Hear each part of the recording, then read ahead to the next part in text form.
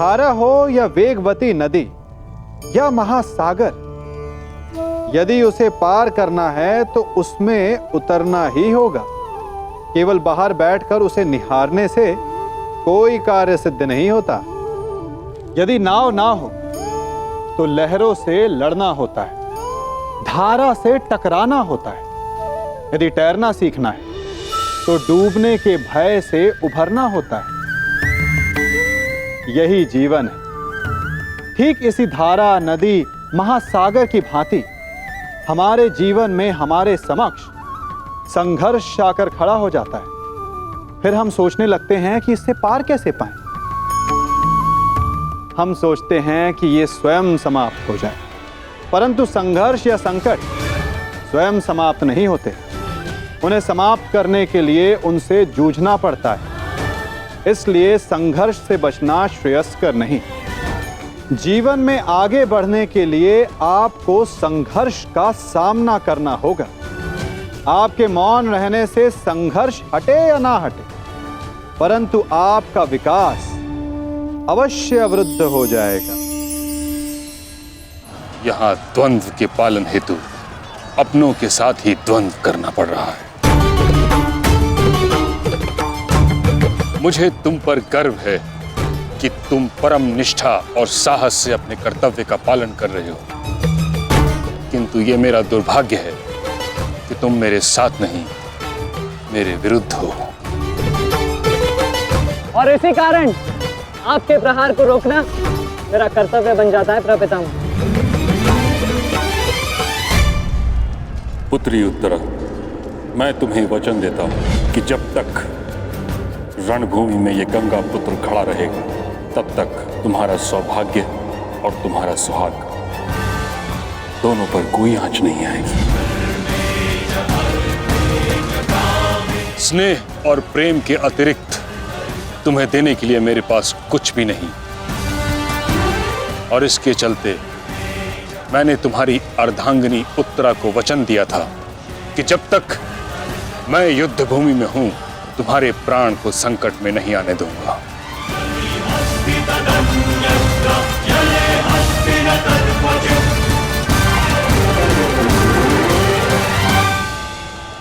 ये क्या कह रहे हैं पितामह? ये युद्ध है और ये हमारा शत्रु। इसकी रक्षा नहीं करनी है, आपको इसका वध करना है। मुझे भली भांति स्मरण है दुर्योधन कि मुझे क्या करना है और क्या नहीं। तुम्हारी ओर से युद्ध करना मेरा कर्तव्य है, परंतु किसका वध करना है और किसका नहीं, यह मेरा निजी अधिकार है। पितामह, यदि आप इसी प्रकार पांडवों के मोह और वचनों से बंधे रहेंगे तो हम ये युद्ध हार जाएंगे पितामह। और यदि ऐसा हुआ तो उसके दोषी केवल आप और आपके ये वचन होंगे। मेरे सामने से चले जाओ पुत्र। क्षमा कीजिए प्रपितामह, जिस प्रकार मेरे प्रति आपका प्रेम भाव आपको मुझ पर आक्रमण करने से रोक रहा है, उसी प्रकार मेरे परिवार के प्रति ये मेरा कर्तव्य है कि मैं आपको आगे बढ़ने ना दूं। मैं तुमको क्षति नहीं पहुंचा सकता पुत्र, परंतु इसका अर्थ ये नहीं कि मैं आगे नहीं बढ़ सकता। सारथी,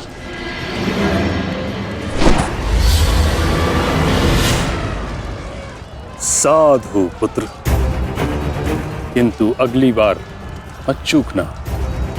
प्रपितामह, या तो द्वंद्व कीजिए या समर्पण कीजिए।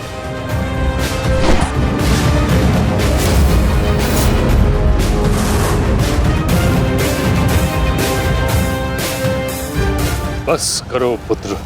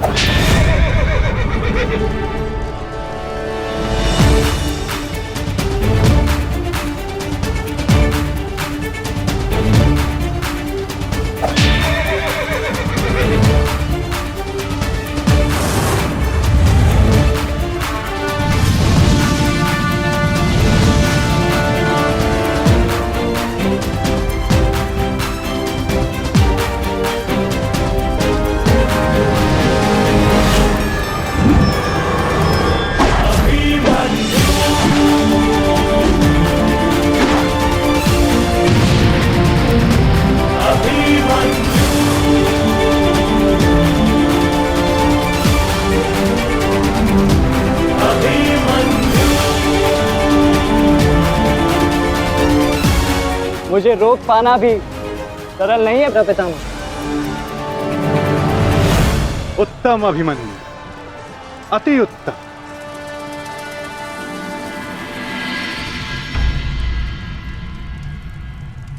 ताचरी ये क्या कर रहे हैं? उन्हें अभिमन्यु पर प्रहार करना चाहिए था। नहीं महाराज, जिस प्रकार से महामहिम भीष्म हमारी कौरव सेना के साथ युद्ध में भाग लेने के लिए वचनबद्ध हैं, उसी प्रकार से उत्तरा को दिए वचन से भी बंधे हुए हैं महाराज। किंतु इस प्रकार युद्ध के मध्य में ऐसा करना उचित है? यदि ऐसा ही चलता रहा तो पांडव ये युद्ध जीत जाएंगे।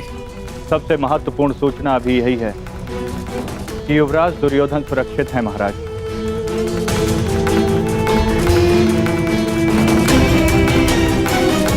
और राजकुमार अर्जुन उनकी ओर बढ़ रहे हैं महाराज।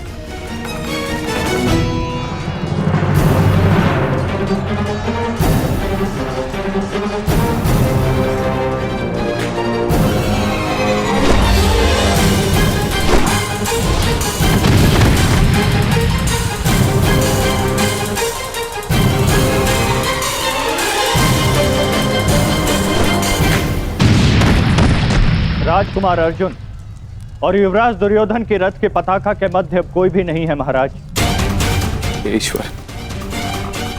ईश्वर मेरे पुत्र की रक्षा करना।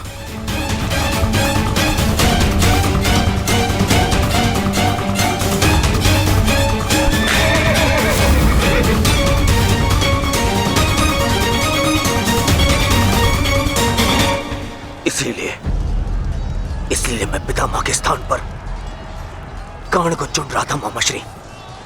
इसीलिए मित्रगण इनके भांति वे पक्षी युद्ध तो नहीं लड़ता, इनसे नहीं होगा मामाश्री। हमारे और बाकी महारथी कहां है?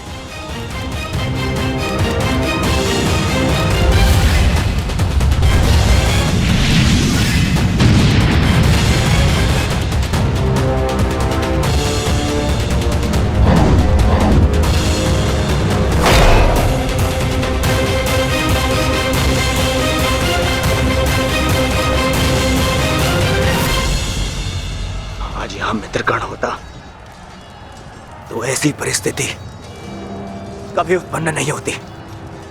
अब गण नहीं है तो कौन रोकेगा इसे? कौन?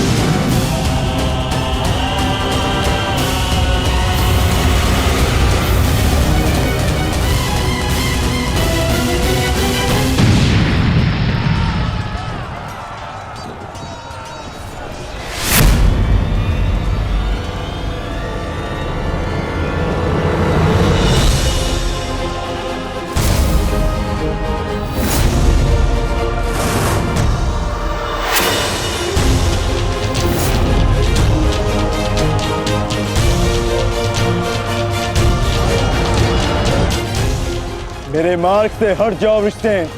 आप भूल रहे हैं महारथी, मैं उस वीर का अंश हूं जिसका रोम रोम आपको परास्त करने में सक्षम है।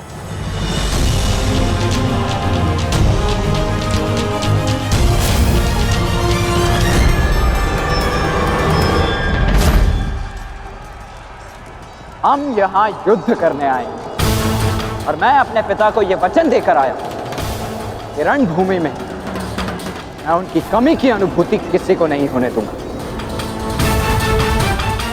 मेरे मार्ग से हट जाओ विष्णु। मैं तुम पर प्रहार नहीं करना चाहता और ऐसा करने के लिए मुझे विवश मत करो। आप द्वंद्व कम और बातें अधिक करते हैं।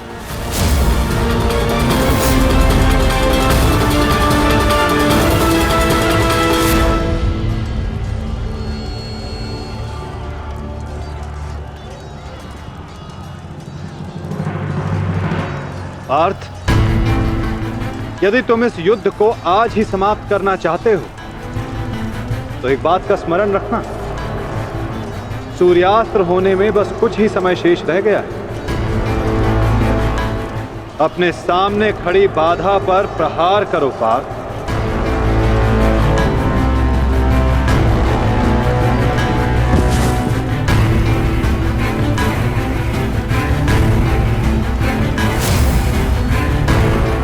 ये मेरी अंतिम चेतावनी है वृषसेन, हट जाओ मेरे मार्ग से। चेतावनी देने में समय व्यर्थ मत कीजिए, द्वंद्व कीजिए धनंजय।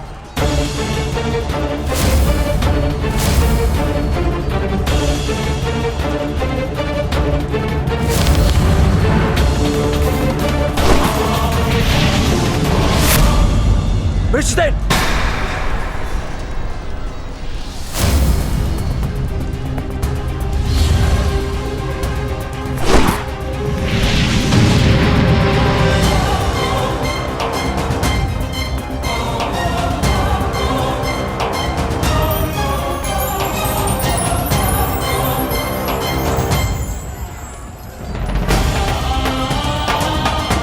कल्याण हो पुत्र।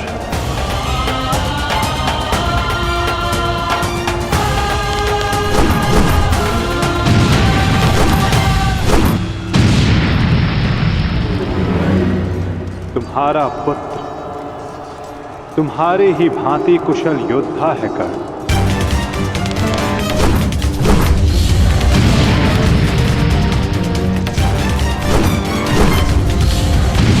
मित्रगण, आज तुम्हारा पुत्र वो कर रहा है जिस पे तुम्हें गर्व होगा।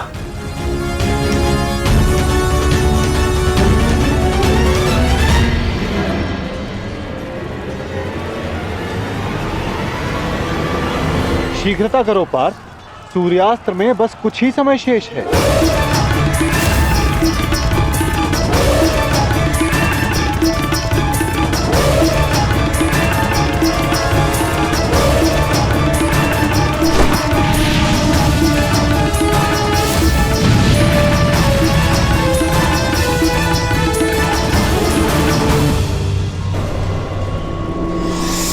ये पर्वतास्त्र है पुत्र, मुष्टिकास्त्र का प्रयोग करो।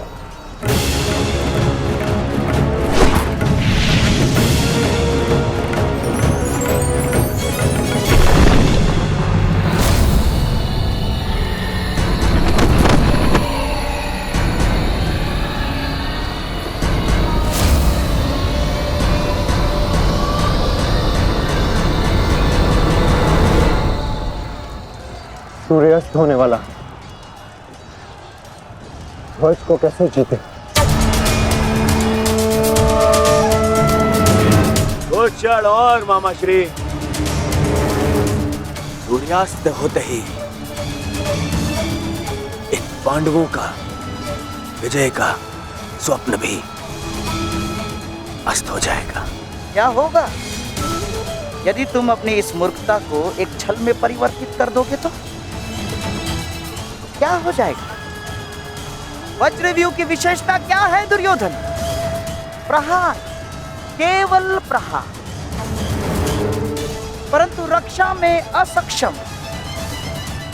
जरा देखो दुर्योधन, सभी योद्धा अपने राजाओं के साथ आक्रमण में व्यस्त हैं।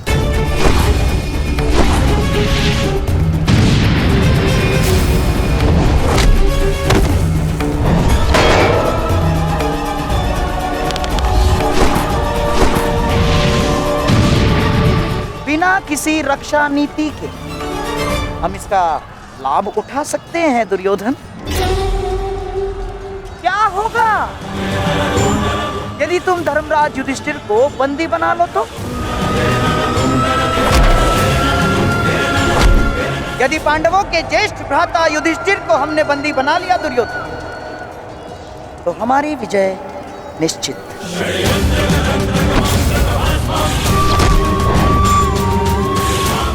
साम दाम दंड भेदे अस्माकं विजयं निश्चितम्।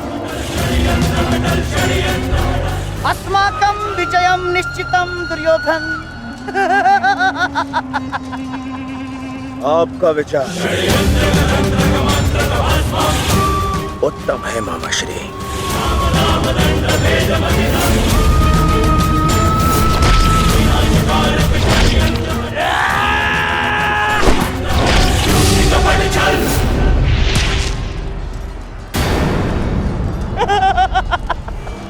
असमान अस्त्रों के साथ द्वंद्व करना नियमों के विरुद्ध है धर्मराज। स्मरण है ना आपको? मामा श्री, सामने आकर द्वंद्व कीजिए, कायरों की भांति नहीं। युधिष्ठिर, उसके लिए मैं हूं ना, मैं उपस्थित हूं।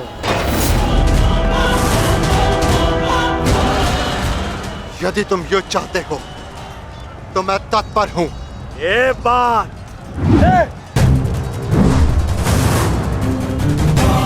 परंतु स्मरण रखना,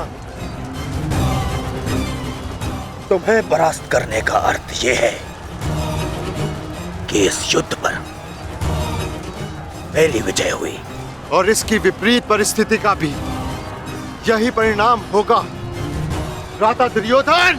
अवश्य।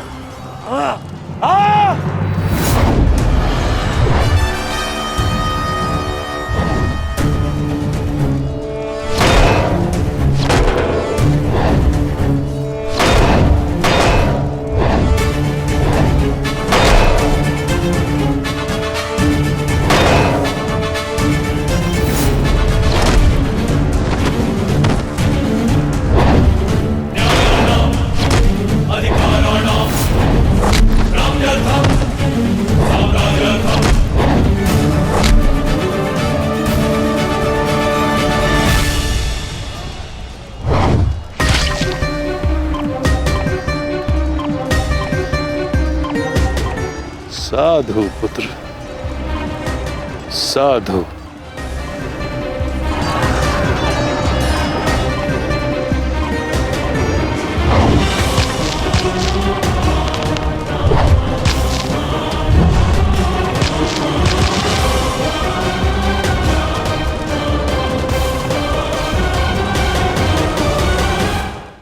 आशा है कि इस युद्ध के पश्चात तुम जैसा योग्य और वीर राजा हस्तिनापुर को मिलेगा।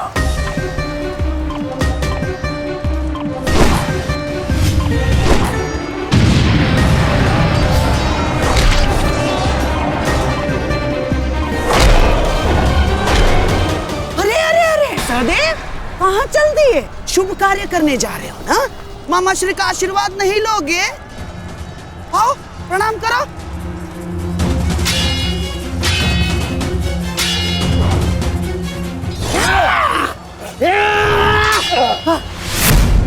षड्यंत्र रचते समय आपकी तलवार जैसे जीप तो बहुत चलती है, मगर आज आपकी तलवार कैसे फिसल रही है मामा श्री?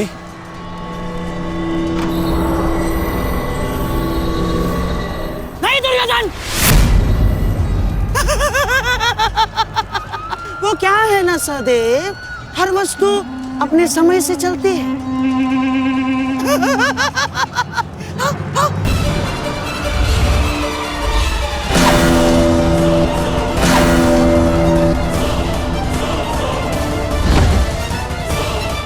सावधान पुत्र, अब तो बाण आएंगे।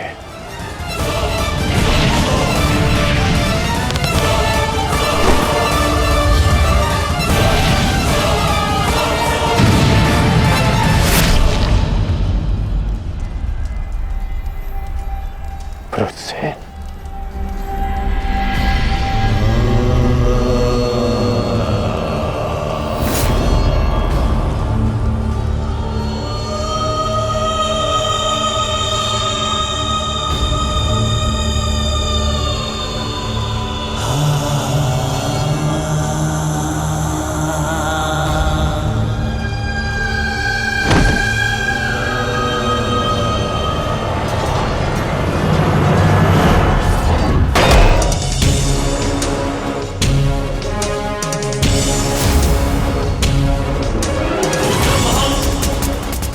कोई जाकर उस पताका को ले आओ। दुर्योधन मेरे साथ युद्ध में व्यस्त है। जाओ।